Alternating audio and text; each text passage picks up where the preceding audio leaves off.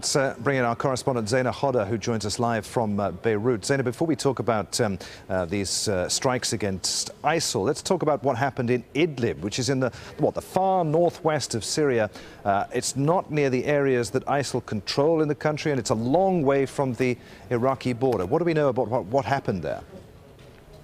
Well, yes, that is the stronghold of the Nusra Front, Syria's al-Qaeda branch. We've been speaking to Syrians on the ground, activists, people who were at the site of the attack and filmed it, actually. And what they told us was this is the work of the U.S. military. They're blaming the U.S. government. There is anger there. They're saying that civilians were killed. This was a residential building. But what we also understand from activists is that Nusra had a base close by, just close to that building.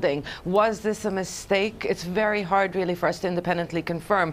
The Defense Department issued a statement saying that there was a strike in western Aleppo in this area, but according to them, they target the Khorasan movement, which is a al-Qaeda affiliate. So this is going to show us really how difficult it's going to be. Air power, of course, we know it has its limitations, but if we're going to hear more and more about civilian casualties, this is going to cause a lot of anger, especially since a lot of Syrians are asking questions. Why is the Obama administration targeting ISIL and not targeting the Assad government, which has been responsible really for tens of thousands of deaths over the past few years? But the Obama administration very keen to point out that it wasn't just U.S. aircraft and warships that were involved in this first strike against ISIL inside Syria. 5 Arab nations were also involved.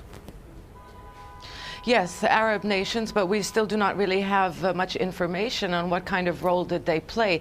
For the U.S., it is very important to show that this is not, it's not fighting ISIL alone, because this might be interpreted in the Arab world that this is a war against Muslims and Sunnis in particular. It will need the support of Sunni Arab states, powerful states in the region.